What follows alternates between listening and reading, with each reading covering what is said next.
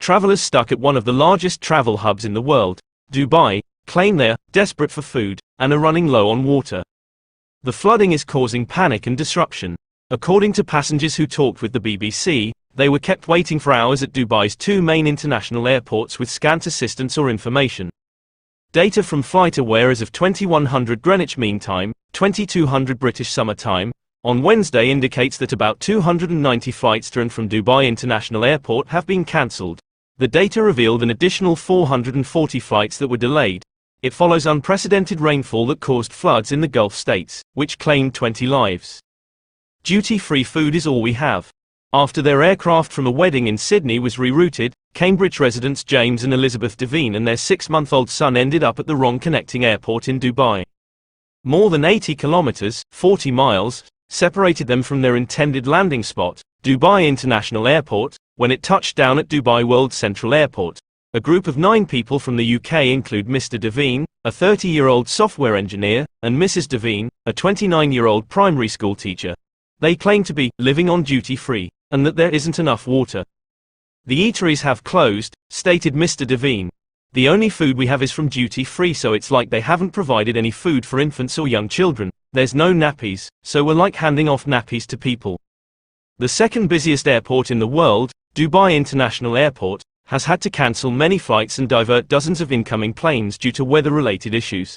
We are currently experiencing significant disruption due to the weather and are continuously working with our emergency response teams and service partners to restore normal operations as quickly as possible, it stated on X, which used to be Twitter. A prominent international airline based in Dubai, Emirates, has announced that it will not be accepting passenger check-ins until Thursday owing to operational challenges brought on by the terrible weather.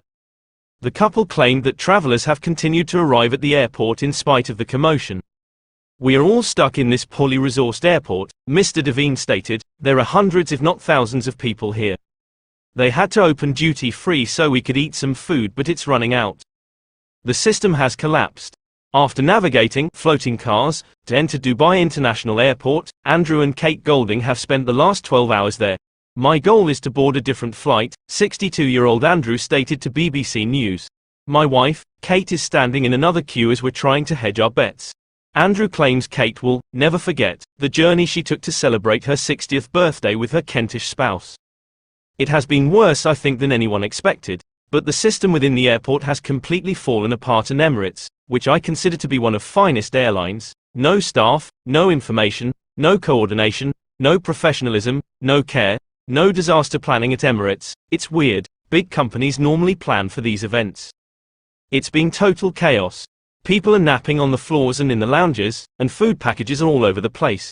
Really, it's been a fairly disgusting experience. Emirates has been contacted by BBC News for comment. Travelers yelling. Anne Wing, a resident of Rotherham, South Yorkshire, is at the airport with her husband and 3 kids in anticipation of a flight to London Heathrow. Their flight was scheduled to depart at 11:25, but when they got to the airport at 8 o'clock local time, 4 o'clock Greenwich Mean Time, they were informed it had been delayed by an hour. We have spoken to no one from Emirates since 8 o'clock this morning, she stated. Passengers were shouting and rioting at the connection desk. There were no staff to be seen. It's horrific. We are squashed in like animals. It is dangerous and inhumane, she continued. It's absolutely ridiculous here. All her family has received, according to her, are some small cartons of water, and haven't eaten since lunch. It's been 13 hours since we arrived. Originally from Monifeith, near Dundee in Scotland, Margaret MacArthur, 73, and her husband Derek, 75, are spending 2 days in Dubai before continuing on to Tokyo today.